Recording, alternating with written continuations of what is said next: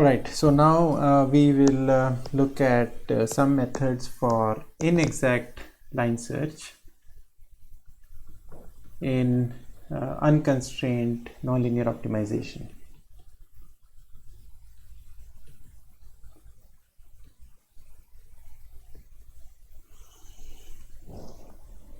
Recall that our algorithm is, while we have not converged,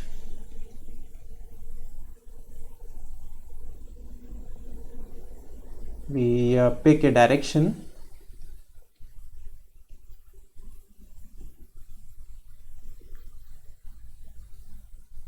let's say S or SK. If we are doing steepest descent, then this is minus of the gradient at the current point.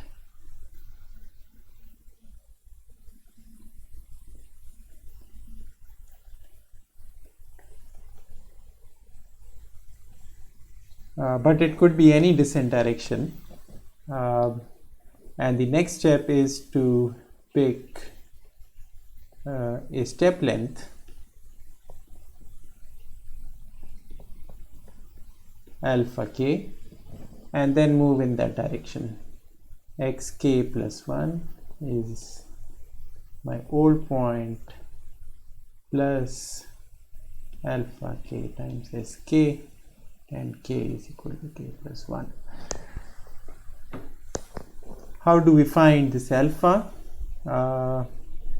If I fix sk and want to find the exact value of alpha which minimizes f of x, f of this whole term, that is called an exact line search. So in exact line search, we would like to minimize f of xk plus alpha k sk overall values of alpha k. This is expensive and may lead to some numerical problems because this minimizer may not even exist. We should not spend too much time in finding exact solutions of a subproblem. We should move fast. So an idea is to do an inexact line search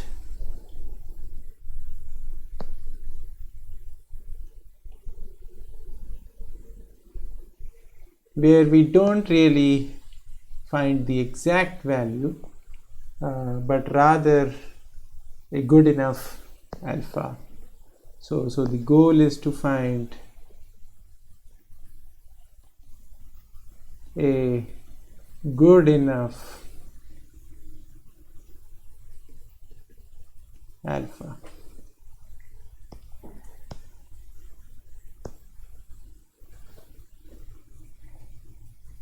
It is somewhat of a tricky question because we don't know what is the optimal value of f. So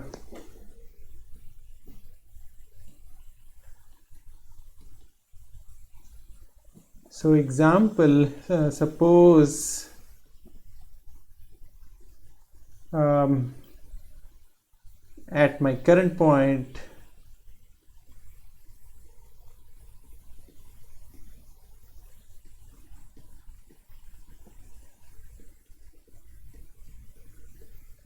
my function value is 0, and suppose I find a candidate point where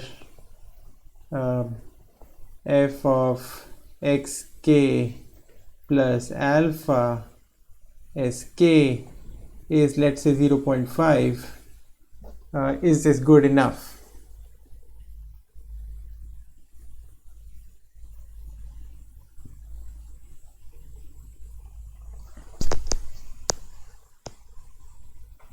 So if I told you that f star is 1000, then it is not. But if f star is closer to 0.5, then it may be a good candidate. So so is there a good consistent way of checking whether a given alpha value is good enough for us or not? So we will look at some of the conditions in this lecture, and this is everything is in section 2.5 of our textbook by Roger Fletcher. So so let's draw a picture to understand what we want.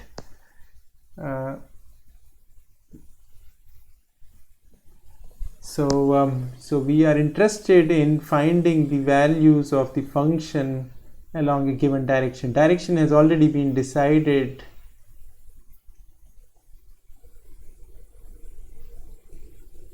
either by steepest descent or by some other method, and we know S is a descent direction.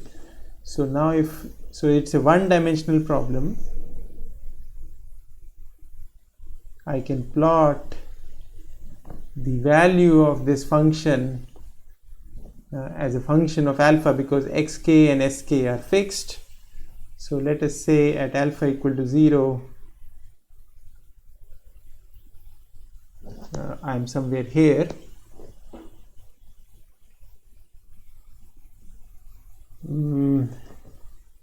My function has to point downwards. It can't go like this, because I know that the gradient at this point is negative.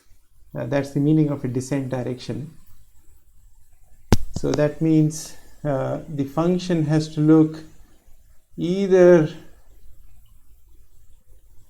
something like this, and far away from my current point, it can have pretty much any shape.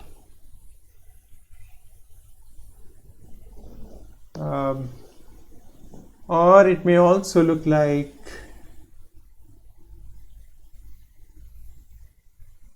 notice the different curvatures.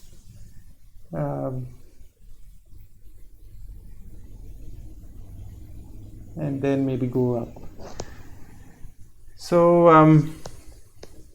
so all we know currently is that the function is pointing downwards as alpha increases, and we don't really know how the function looks like far away. So if I knew this plot, then obviously I would pick the bottommost point, but we don't really know how the function looks like, and we would like a systematic way of finding a good alpha value. Okay, so so let's clean this up and let's draw the function once again. Let's say the function looks like this. Clearly this is my ideal point, so ideally I would like to select this alpha value, but roughly speaking, something in the vicinity of this alpha star is also acceptable.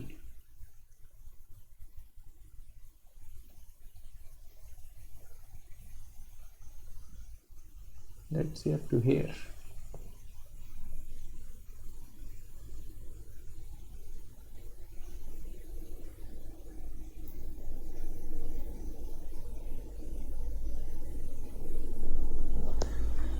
So what do we really mean by this set of acceptable alpha values?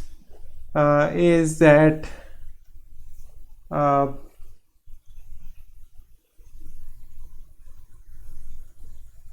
algorithmically speaking, the method should converge.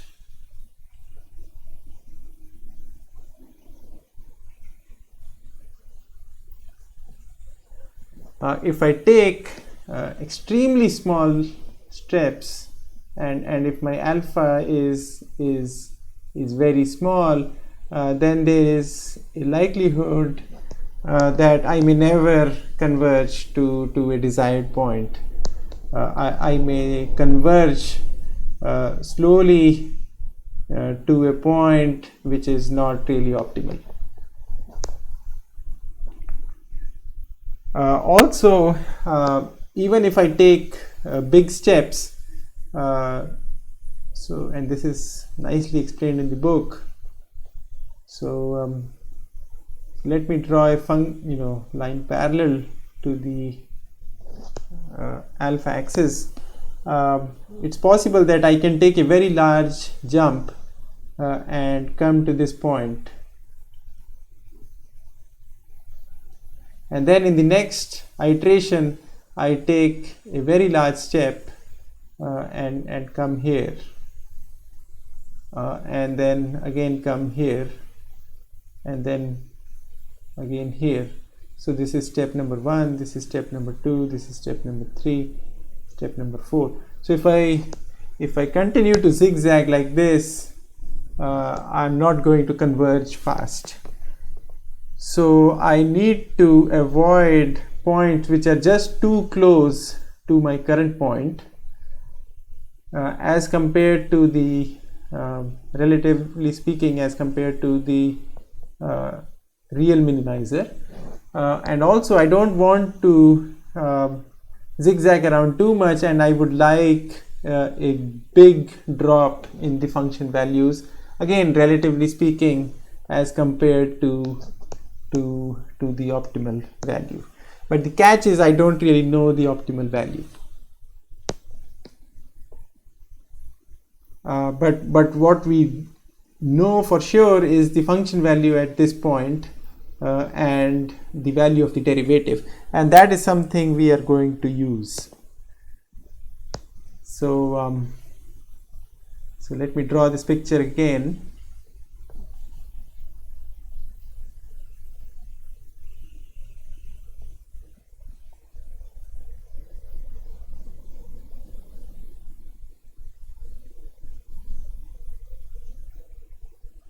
And doesn't really matter how the function looks like far away. So if I draw a tangent at this point, this will have a slope. So remember that I have alpha here and f of xk plus alpha sk along this direction. The slope of this line is f prime 0, which is, this is alpha equal to 0. So in this lecture I'm going to use the value of alpha here, and it means that you put alpha value in this expression. So f prime 0 is really f prime x of k. So so we know the slope of this line. So let me write the first condition that I want from an acceptable alpha.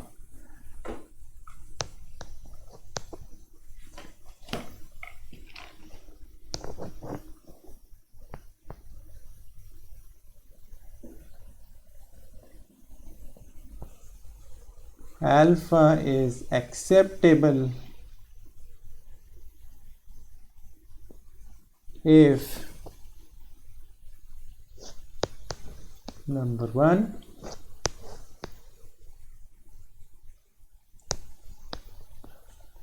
f of alpha, by which I mean f of xk plus alpha sk. So this is a brief, in brief should be less than or equal to f of 0 plus alpha times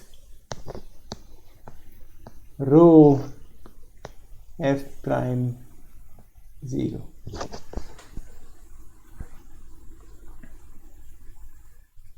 Okay, so let's come back to this picture. So what this condition is saying is pick a parameter rho. So this rho is a parameter, fixed parameter that we are free to choose. If I choose this rho to be 0, then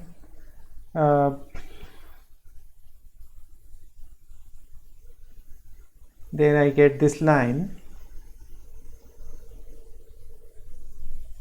and the condition says that all points at which f of alpha is less than f of 0 are acceptable. So if I choose rho to be 0, then everything from here till here is acceptable.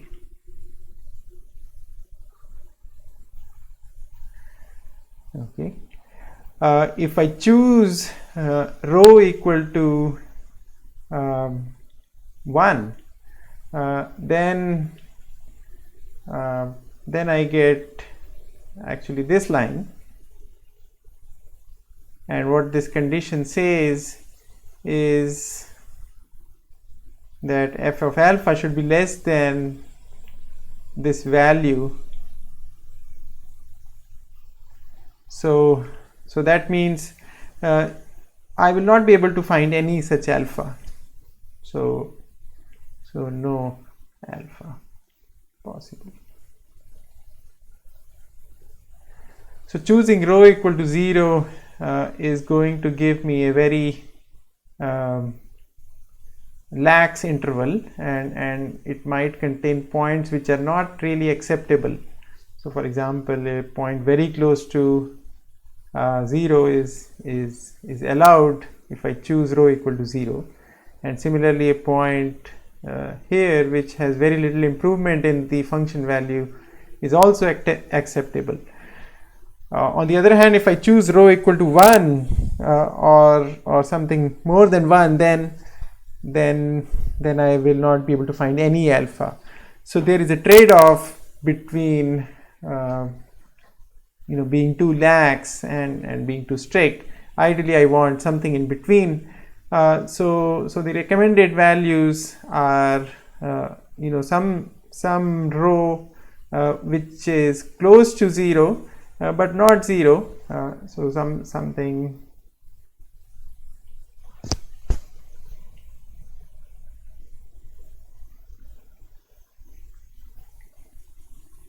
possibly along this line.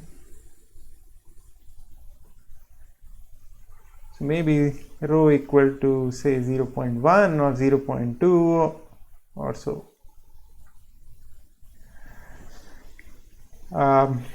So the book says that a good value of rho is between 0 and half, ideally somewhat near to 0, so that we don't miss out by eliminating all points. So we should have a big enough interval, but at the same time we should cut off really bad points.